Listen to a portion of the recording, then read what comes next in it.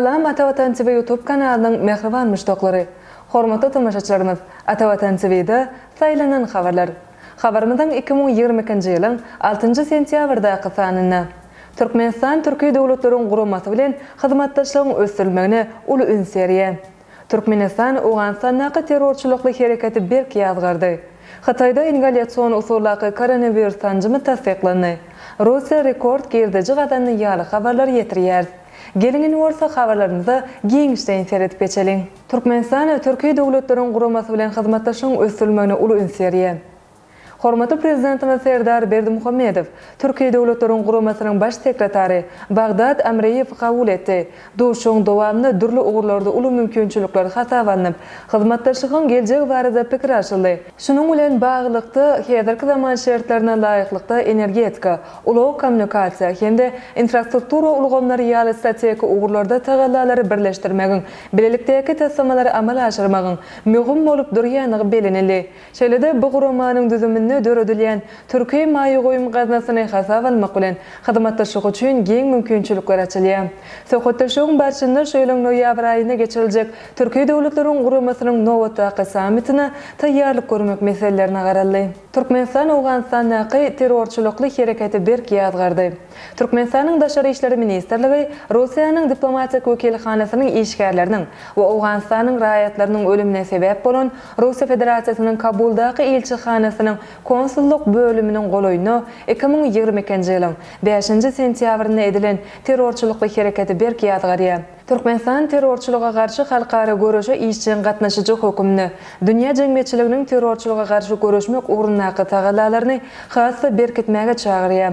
Türkmenistanyň Daşary işleri ministrligi wepat bolan rus kärdeşleriniň maşgalalaryna, garyndaşlaryna we dostlaryna çoňury gynanç berdi.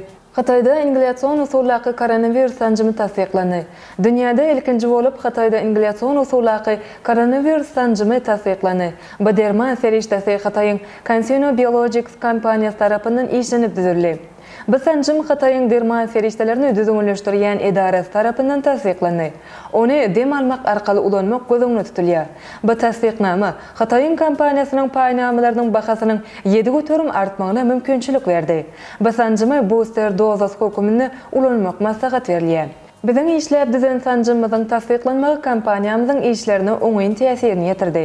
Sanjymyň satyn alyp döwlet edaralaryna ulanjaklygyny umyt bildirýär diýip, kompaniýanyň medpugat beýanatyny belenip geçilýär. Bu sanjymyň syny edilip, oňaýyn netijeler alynandygyny ma'lum edildi. Ýöne Hataýyň bazaryna koronavirus sanjymlary babaty ýokary bäsleşlik bar. Köp sanly kompaniýalar koronavirus ýokanjyna garşy sanjymlary işläp düzüler.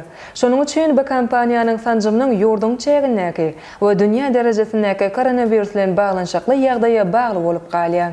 Russiýa rekord girdici gazandy. Russiýa Federasiýasy neftiň tebii gazyň hemde kömüriň eksportynyň rekord derejede girdici gazandy. Soňky 6 aýda energiýa çeşmeleriniň bahalarynyň artmagy Russiýanyň girdijisiniň ýokalanmagyna mümkinçilik berdi. Hasabat döwrüne şeýle seredileni Russiýanyň energiýa serişleriniň eksport möçeri azalypdy.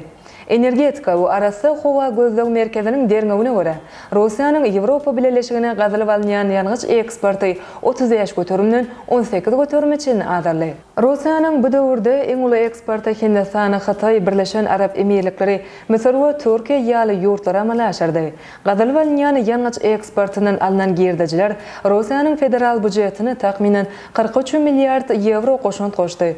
Gazylyp alynýan ýalňyçlaryň arasynda eň ýokary girdiji takminen 76 milliard euro bilen çyýy neft eksportynyň alynan bolsa, Russiýanyň tebii gaz eksporty 35 milliard euro, neft önümleriniň eksporty 26 milliard euro, kömür eksporty 13 milliard euro we suwuklandyrylan tebii gaz eksporty 9 milliard euro deň boldy. Ene mehriban müştoklar, Atavatan TV'de saylanan habarlar gepleşigimden şu günkü sanyna size ýetirmek isleýän habarlarymyz şulardan ibaret.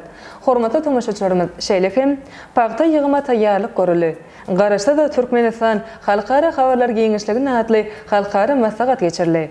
Türkmenistan Pakistana insan terror kömegini berdi. Beýik Britaniýanyň täze premier ministri Liz Truss Glazer maşgalasy Manchester United toparyny satmakçy ýaly habarlary Atawatan Türkmenistanyň mehriban.com saytymyzdan giňişlerini okap bilersiňiz. Mehriban müştaklar, egerde biziň saytymyza ýeňilikli ýol bilen girmek isleýän bolsaňyz, onu Google Play Market'dan Atawatan Türkmenistan prilajeniýasyny töleksiz ýükläp alyp bilersiňiz. Gepleşigimiziň eneki sanlaryny görşýänçek hoşta bolun.